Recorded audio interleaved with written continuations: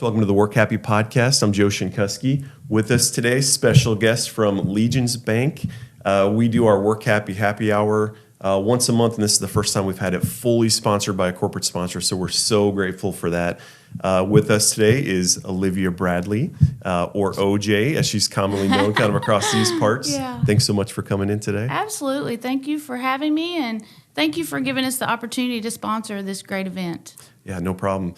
Can you just talk a little bit about, we know Legence is so engaged in the community. Can you talk a little bit about, maybe we just start there, and some initiatives you guys are working on or anything you'd want to kind of get across to people who might not know about it? Sure. So, Legence has been around for a long time. We're a 110-year-old bank, been around for a long time in El Dorado community, and we've branched out to other communities around our surrounding, El Dorado area. We have 12 branches, and then we also have Cotner Title Company there in Harrisburg. And then a little niche market that a lot of people don't know about is we also have American Farm Mortgage out of Louisville, Kentucky. And so that helps us to have a footprint all over the U.S. We're able to do ag loans. Even we've got some in Hawaii. So, it's That's crazy. cool, yeah. I want to go, but they Not? still haven't got to go yet. But, so we are very invested in the communities that we serve. And a big thing for us is financial literacy, which we'd already talked a little bit about that, and fraud. Since COVID, fraud has been rampant. And so those are two big things that we are struggling with. I shouldn't say really struggle, but we're trying to make them more on top and on top of mind. Yeah, sure. So the financial literacy, you said you're in something like 55 schools. Is that right? Can you talk about that program and what are you really trying to get across to these schools and these students? Absolutely. So we started that program about 15 years ago. Wow. Me and another girl, we were at the highway branch there in El Dorado. We were having kids come in, getting ready to go off to college, and did not have a checking account, did not know how to balance a checkbook, write a check. Yeah. And so we're like, hey, we need to brainstorm because we need to help these kids. These are the future leaders, hopefully, of our areas, and we need to help educate them. And not saying that the schools don't do, the education part of it, but sometimes it just helps to have an outside person come in and someone that lives and breathes it every day, Yeah, sure. So that's what started the program, and we've just, we got into some of the local schools initially, and then we've grown it just really word of mouth and, any connections that people can give us to get our foot in the door. And, they mainly had us come back.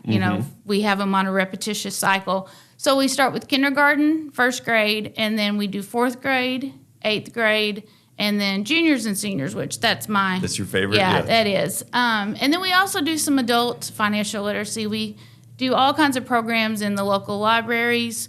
We actually went to a school last night and did one for young mothers.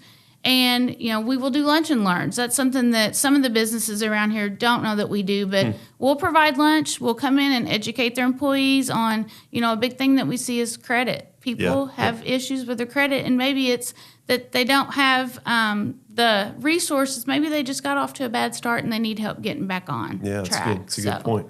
So pretty wide age range, kindergarten up to adult.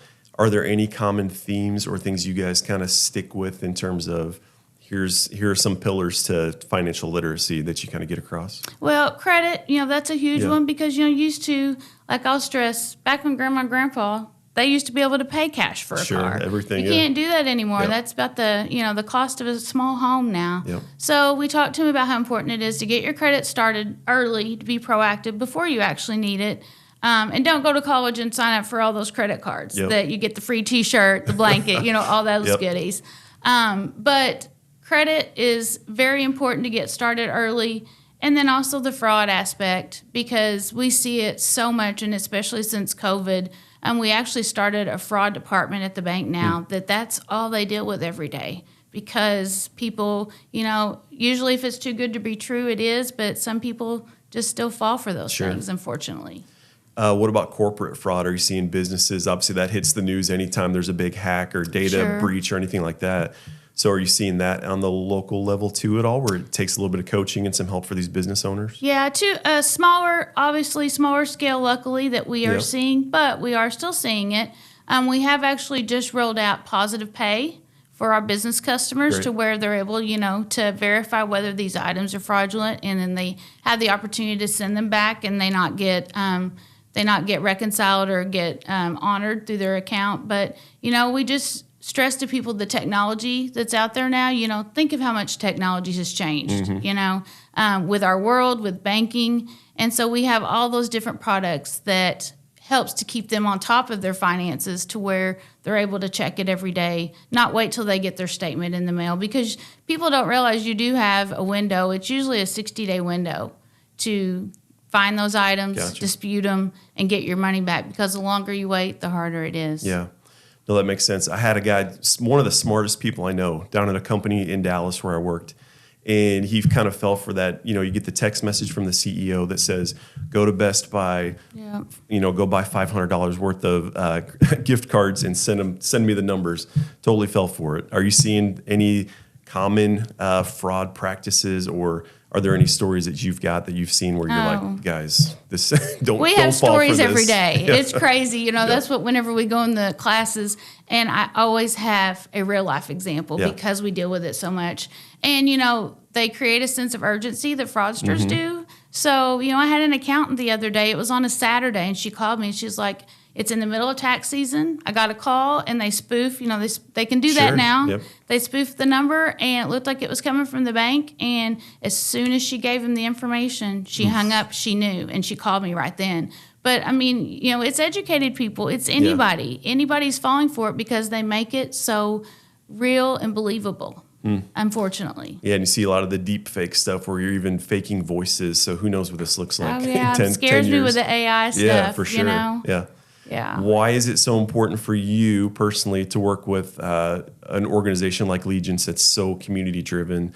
That's obviously a big pillar of community banking and getting businesses and people kind of lined up. But why do you like working with Legence so much? Well, I've been there 23 years. Yeah. It's been a great place to work. They're very big on promoting learning, education, your not only your personal growth, but financial, because if people are happier financially, they're going to be happier, overall. And so that's what we push with our Go Learn too with businesses. But, they are very active in the communities, and we always, you may reach out to us, and we may not be able to be like that big bank where we give the $10,000 check. Sure. But we're able to help that time and help every single year because, we want our communities to grow that we're in. All those people in those communities are who we serve, and a lot of the younger people, they're the people that hopefully are going to be able to hold on and take care of our communities as we grow. Mm-hmm. Yeah. Just working with your team kind of for the happy hour and the sponsorship. So invested, so engaged. Yeah, I'm getting emails almost every day. That's Trisha. Trisha's been awesome. Yeah. But watching your guys' Facebook online too, it's every other post is something about, hey, we're out here today, we're doing this today. So I think that's just an awesome thing for you guys to be doing, because I don't think enough businesses locally kind of get back out there, especially with COVID. Yeah. Like that kind of shut people down a little bit. Yeah. It's crazy. Like last night I didn't get home till 7 o'clock. Tonight I'll probably be late, but we do a lot in our communities. I know that we've had people that have came over from other, wherever they worked at before, and they're like, man, we've never done this much donations, sponsorships, events, but we just want to give back, and we want to be seen. And if one person gets something out of it, especially with the financial literacy program, if I help one kid, then that makes it all worthwhile for me. Yeah, I love that. Yeah. Is there anything else kind of within your local approach, or any events coming up, or anything that you want to kind of let people know about? Obviously the happy hour. I'm trying to think, it's Shawneetown area. I sit on a bunch of boards. Yeah. And a new group that we put together, it's called the Spirit of Shawneetown. Okay. And it's trying to get people more involved in our community, because we have such great communities there, and people don't realize what all is truly there. Yeah. They drive, wherever, and don't stay locally. So we actually are having a back to school bash on Sunday. Cool. I'm in charge or helping with it, and bouncy houses, all kinds of games, food trucks. There's just so much stuff that we're offering that day. It's $10 an armband, but it's unlimited. Yeah, sounds like a lot to do. That's great. Yeah, and we're doing a school supply drive that day too. So all the supplies will go to Gallatin County School. Very cool. That's awesome. How do you keep everything straight? So a little bit away from kind of Legence and the organization, but you as a professional. So all over the place, handle a lot of different things. How do you not burn out? How do you kind of keep your time management under control? I don't know. I feel like every job you get a certain burnout to a point, but I love what I do. I love my job.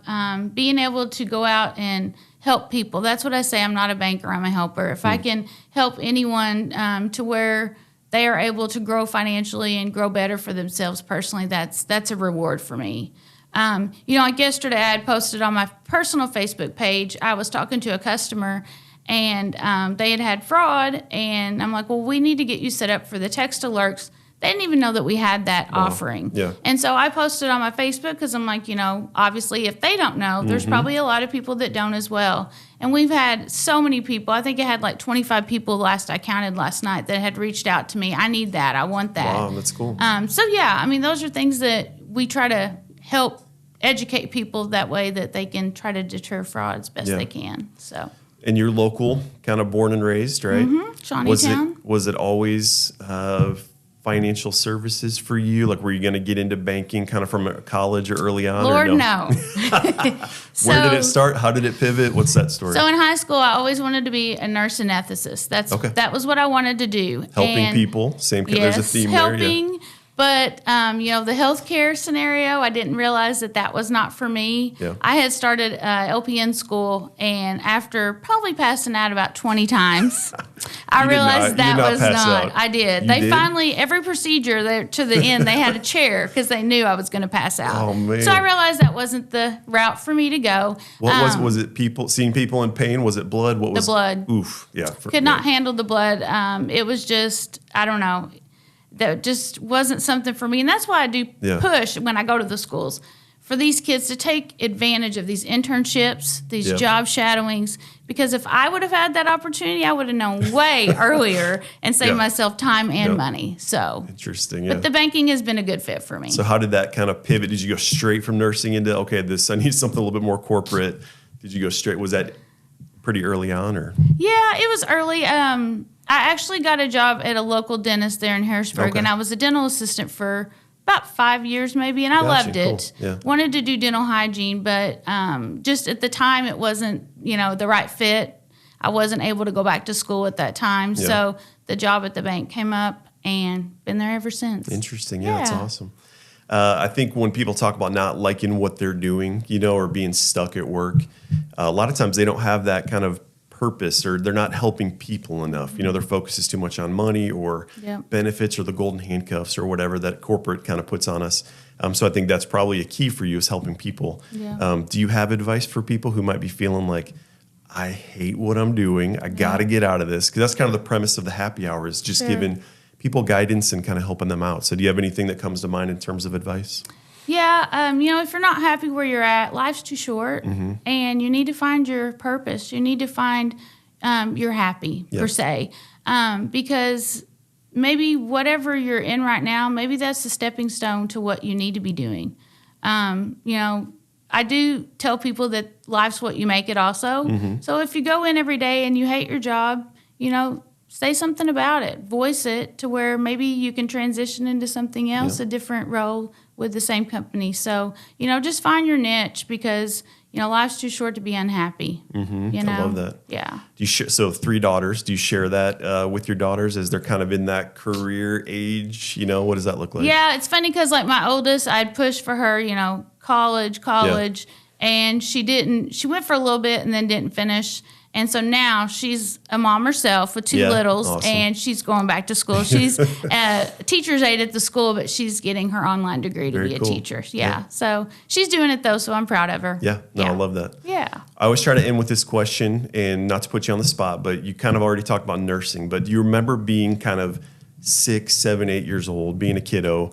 Was there something you thought you were going to be when you grew up? And then do you have any advice for that little kid? If she were to walk in right now, would you be like, okay, here's some advice for you that you can use? Yeah. It's funny because we just got back from New York, and I've always had an obsession with firehouses. Really? I wanted to be a firefighter when I was that age. But, that's not the reality when you're living in a small town. You don't live in the firehouse, have the Dalmatian, all that. It's just... Is that why you wanted to be a firewoman, I guess, because all the perks? Yeah. I guess. I don't know. It just always, anytime there was a movie about firefighters, that was my favorite. That's cool. So I don't know. It's kind of weird, but I like it. Would you give yourself any advice looking back at that age, or pretty much the same thing, I'm sure, probably? Probably just being open to your options, being open to learn, and just follow your path, because things always happen for a reason. Yep. God, has you there for a purpose, and it will work out. Very cool. Yeah. What else? Anything you think we're missing here in terms of Legence, or anything that's coming up or that you want to get across? I can't think of anything coming up. Okay. I just will say, if any businesses or any of the schools that we are not already in, we would love to get our foot in the door and at least to show you what curriculums that we have that we offer. And we can change them up, whatever is applicable to that school. So that's something that we really, really love to do at Legence, is do financial literacy. So if anyone has interest, we would love to come in. Love it. Yeah. Awesome. Thanks so much. This has been great catching up with you, and we will, share the word as much as we can too, and let people know what you guys are doing. So thank you. We appreciate it. Thanks so much. Thanks, OJ. Thanks. Yep.